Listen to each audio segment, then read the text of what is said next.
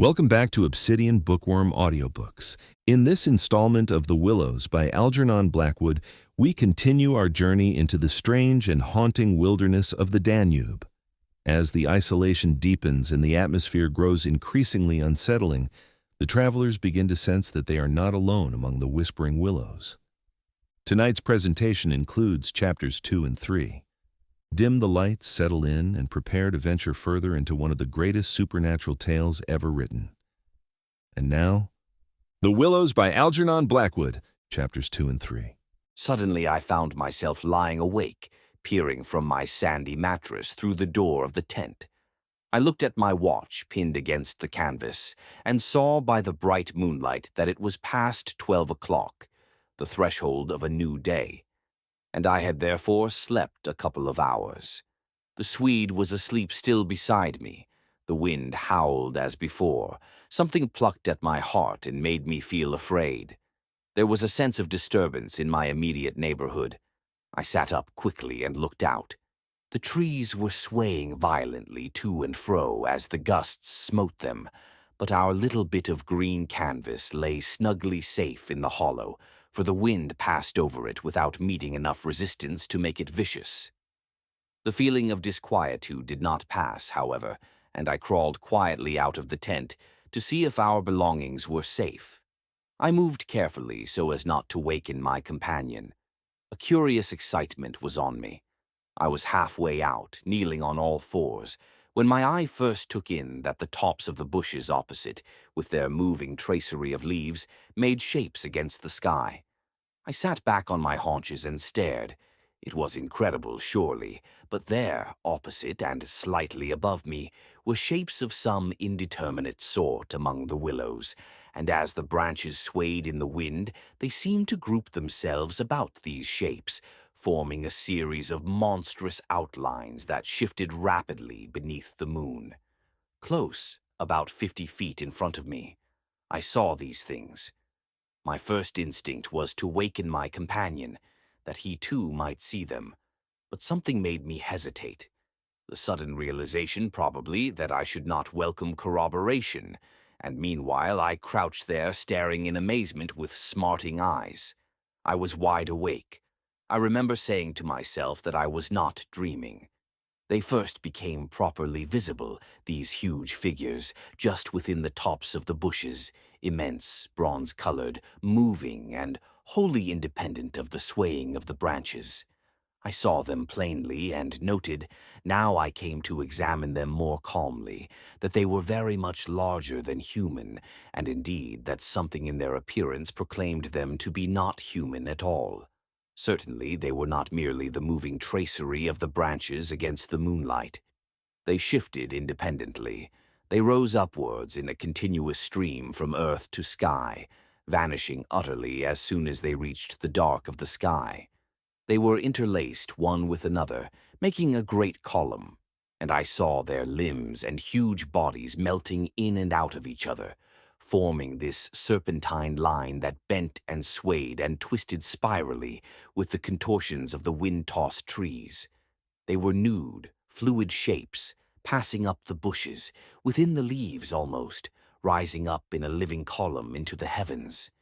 Their faces I never could see. Unceasingly they poured upwards, swaying in great bending curves with a hue of dull bronze upon their skins. I stared, trying to force every atom of vision from my eyes.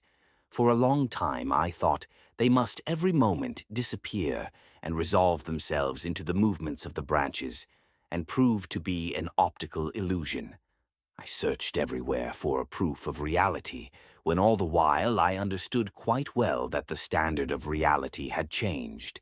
For the longer I looked, the more certain I became that these figures were real and living, though perhaps not according to the standards that the camera and the biologist would insist upon.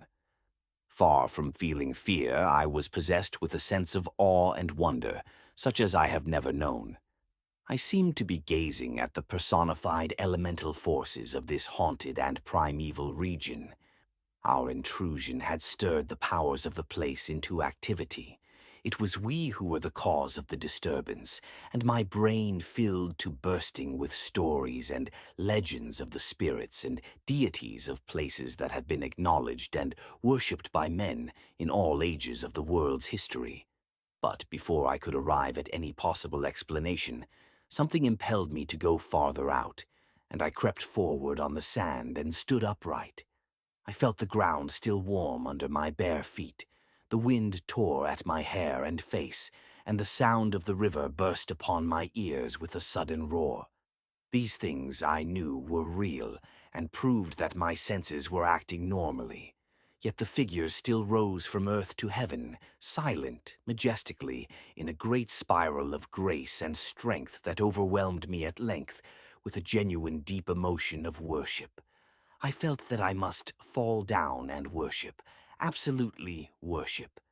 Perhaps in another minute I might have done so, when a gust of wind swept against me with such force that it blew me sideways, and I nearly stumbled and fell. It seemed to shake the dream violently. Out of me. At least it gave me another point of view somehow. The figures still remained, still ascended into heaven from the heart of the night. But my reason at last began to assert itself.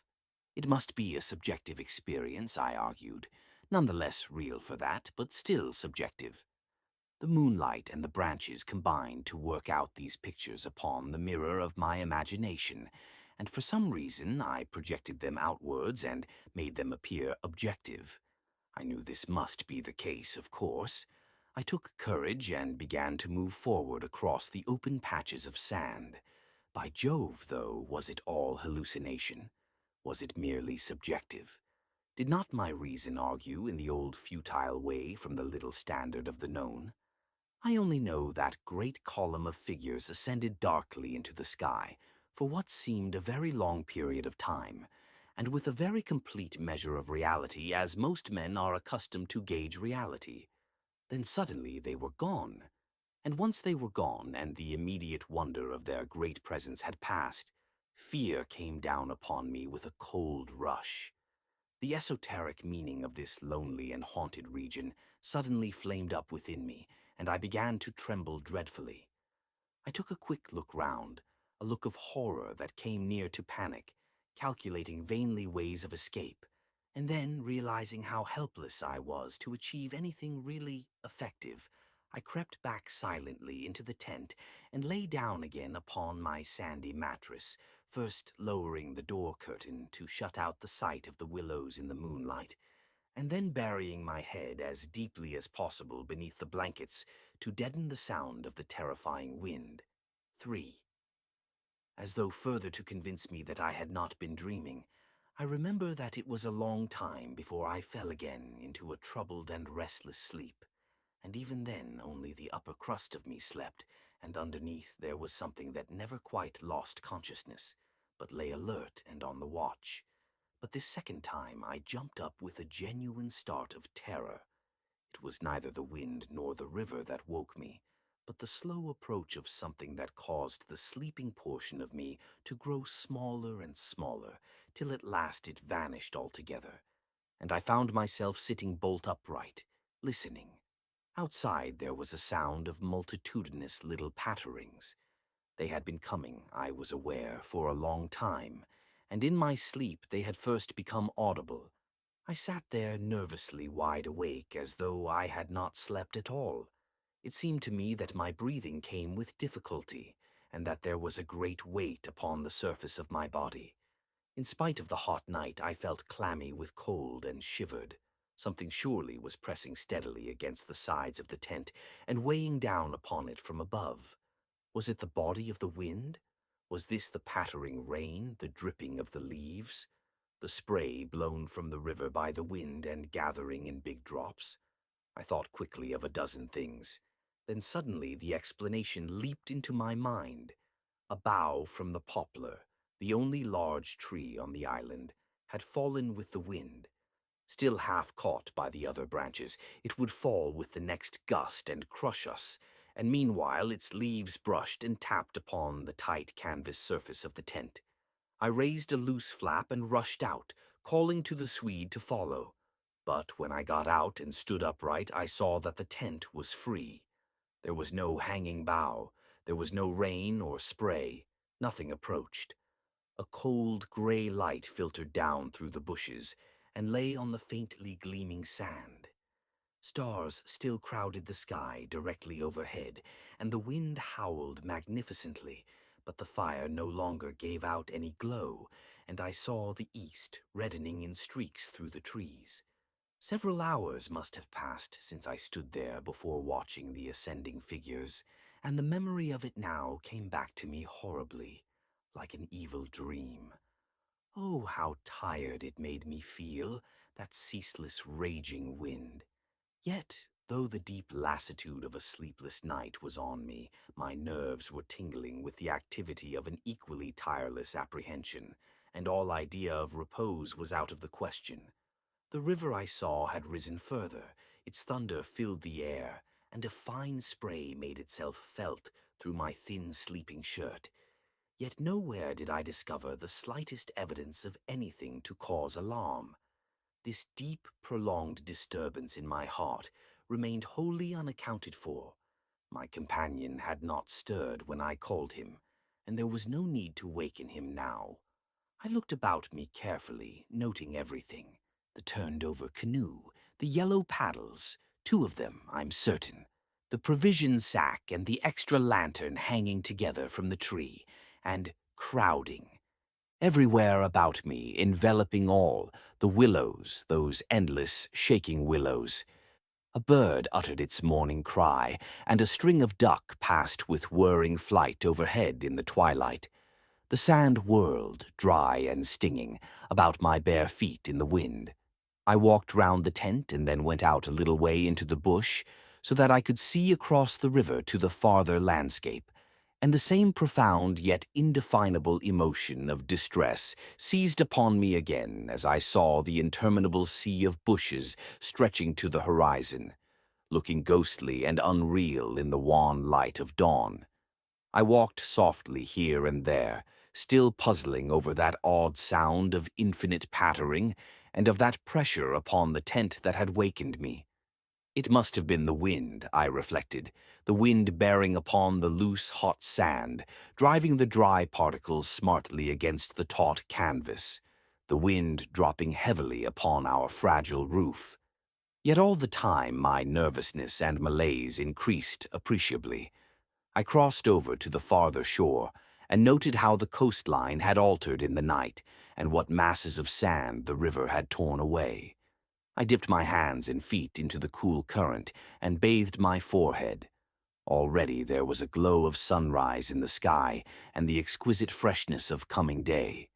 On my way back, I passed purposely beneath the very bushes where I had seen the column of figures rising into the air, and midway among the clumps, I suddenly found myself overtaken by a sense of vast terror. From the shadows, a large figure went swiftly by. Someone passed me, as sure as ever man did. It was a great staggering blow from the wind that helped me forward again, and once out in the more open space, the sense of terror diminished strangely. The winds were about and walking, I remember saying to myself, for the winds often move like great presences under the trees. And altogether the fear that hovered about me was such an unknown and immense kind of fear, so unlike anything I had ever felt before, that it woke a sense of awe and wonder in me that did much to counteract its worst effects. And when I reached a high point in the middle of the island, from which I could see the wide stretch of river, crimson in the sunrise, the whole magical beauty of it all was so overpowering that a sort of wild yearning woke in me and almost brought a cry up into the throat. But this cry found no expression, for as my eyes wandered from the plain beyond to the island round me and noted our little tent, half hidden among the willows, a dreadful discovery leapt out at me, compared to which my terror of the walking winds seemed as nothing at all. For a change, I thought, had somehow come about in the arrangement of the landscape. It was not that my point of vantage gave me a different view, but that an alteration had apparently been effected in the relation of the tent to the willows, and of the willows to the tent. Surely the bushes now crowded much closer, unnecessarily, unpleasantly close. They had moved nearer, creeping with silent feet over the shifting sands, drawing imperceptibly nearer by soft, unhurried movements. The willows had come closer during the night. But had the wind moved them, or had they moved of themselves? I recalled the sound of infinite small patterings and the pressure upon the tent and upon my own heart that caused me to wake in terror. I swayed for a moment in the wind like a tree, finding it hard to keep my upright position on the sandy hillock. There was a suggestion here of personal agency, of deliberate intention, of aggressive hostility, and it terrified me into a sort of rigidity. Then the reaction followed quickly. The idea was so bizarre, so absurd, that I felt inclined to laugh. But the laughter came no more readily than the cry, for the knowledge that my mind was so receptive to such dangerous imaginings brought the additional terror that it was through our minds and not through our physical bodies that the attack would come, and was coming. The wind buffeted me about, and, very quickly it seemed, the sun came up over the horizon, for it was after 4 o'clock, and I must have stood on that little pinnacle of sand longer than I knew, afraid to come down to close quarters with the willows. I returned quietly, creepily, to the tent, first taking another exhaustive look round and, yes, I confess it, making a few measurements. I paced out on the warm sand the distances between the willows and the tent, making a note of the shortest distance particularly. I crawled stealthily into my blankets. My companion, to all appearances, still slept soundly, and I was glad that this was so. Provided my experiences were not corroborated, I could find strength somehow to deny them, perhaps. With the daylight, I could persuade myself that it was all a subjective hallucination, a fantasy of the night, a projection of the excited imagination.